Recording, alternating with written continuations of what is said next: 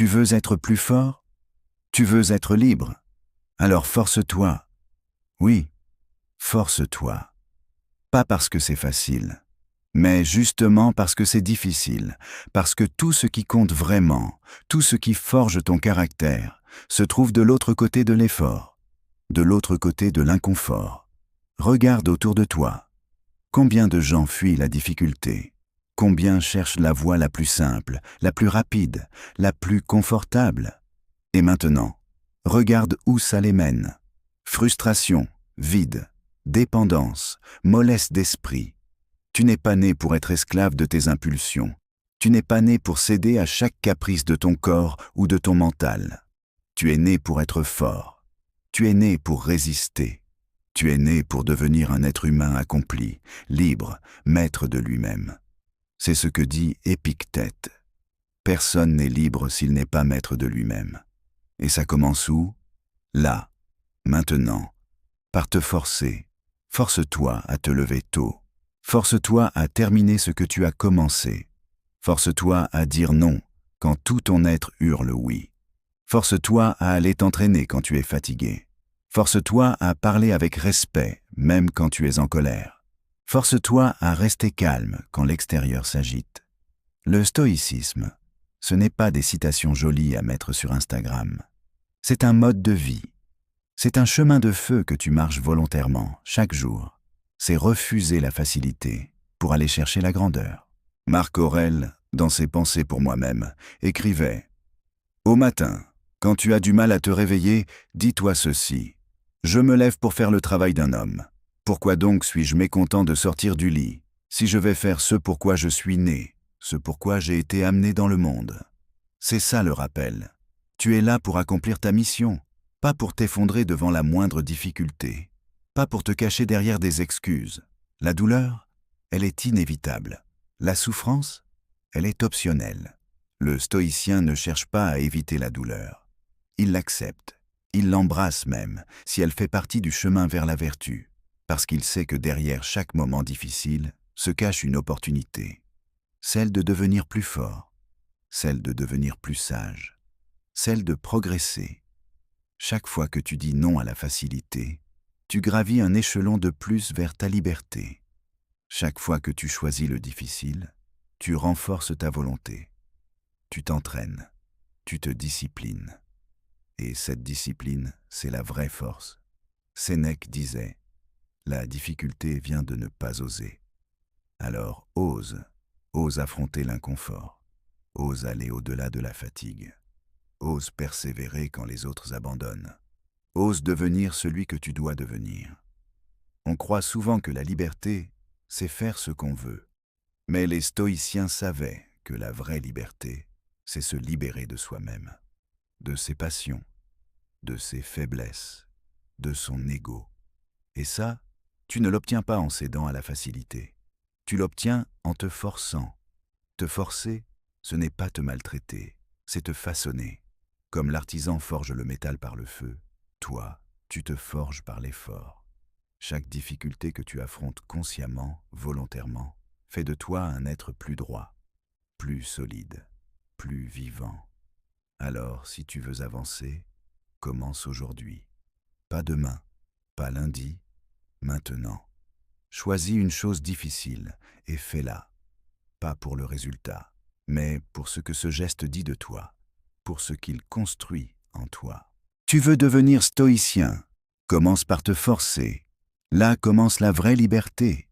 Là commence la vraie force. Et là commence ta véritable vie.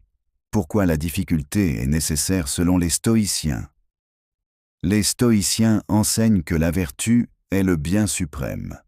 Et pour atteindre cette vertu, l'homme doit être mis à l'épreuve. La difficulté n'est pas un obstacle au progrès. Elle en est le catalyseur. Comme l'écrit Sénèque, le feu éprouve l'or, l'adversité l'homme fort.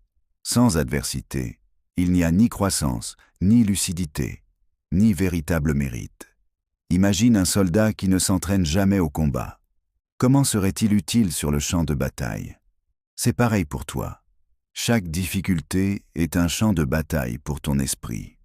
Une occasion de tester ta patience, ton courage, ton endurance. Sans épreuve, tu restes dans l'illusion de tes forces. La difficulté révèle qui tu es et te montre qui tu peux devenir. L'éducation de la volonté, technique pratique stoïcienne. Les stoïciens utilisaient plusieurs pratiques pour renforcer leur volonté. Premeditatio malorum. Anticiper les difficultés à venir pour s'y préparer mentalement. La privation volontaire. Se priver intentionnellement de confort pour habituer le corps et l'esprit à l'inconfort. L'écriture quotidienne. Noter ses actions, ses erreurs, ses pensées, pour s'éduquer à la lucidité. L'examen de conscience. Chaque soir, passer en revue sa journée et corriger son comportement. Ces techniques ne sont pas théoriques. Elles sont faites pour te forger, pour que tu puisses te dire chaque jour « Aujourd'hui encore, j'ai été fidèle à ma raison, fidèle à mon devoir. » L'effort volontaire comme entraînement spirituel. Se forcer, ce n'est pas juste une question de productivité. C'est une démarche spirituelle. C'est s'opposer consciemment à la part de soi qui cherche la facilité. C'est dire « Je refuse d'être esclave de mon confort ». Chaque effort devient alors un acte sacré. Monter les escaliers au lieu de prendre l'ascenseur, terminer une tâche difficile, refuser une distraction. Tous ces petits gestes sont autant de coups de marteau sur le métal brut de ton âme. Tu n'es pas en train de faire un effort banal. Tu es en train de sculpter ton esprit. Comment intégrer des micro-défis quotidiens pour devenir plus fort? Tu n'as pas besoin de grimper l'Everest pour devenir stoïcien. Commence petit, mais commence maintenant. Voici quelques micro-défis stoïciens à pratiquer chaque jour. Prends une douche froide. Lève-toi à la première sonnerie. Mange sans distraction.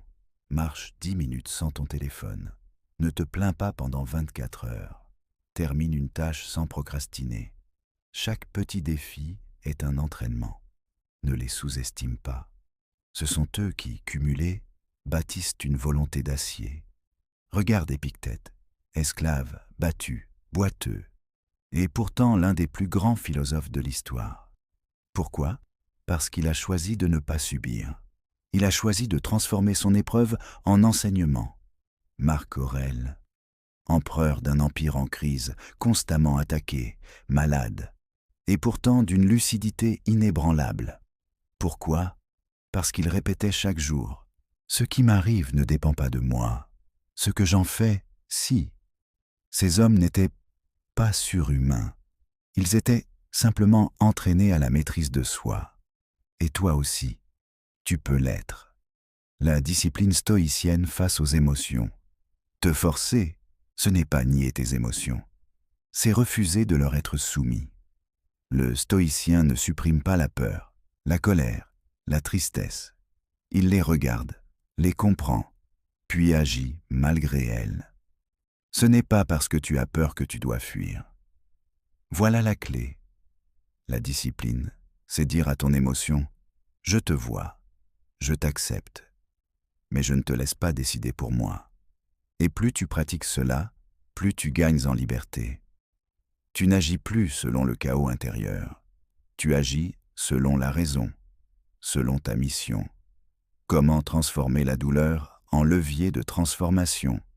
Toute douleur a un sens, si tu l'accueilles comme une occasion de croissance. La souffrance devient transformation quand tu choisis d'y trouver une leçon. Tu perds quelque chose, tu apprends le détachement. Tu es trahi, tu apprends la clarté sur les autres. Tu es blessé, tu apprends la patience et la résilience. Rien n'est inutile.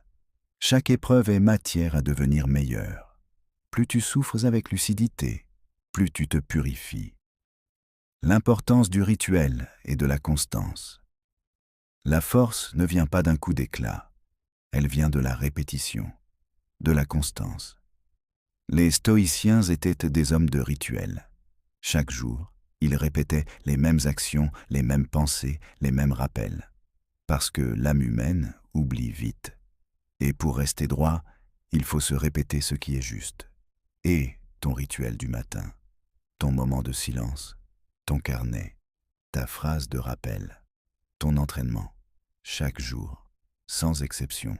Là est le vrai pouvoir. Équilibre entre forcer et s'écouter. Sagesse versus brutalité. Se forcer ne veut pas dire s'épuiser. Tu dois discerner entre faiblesse et sagesse.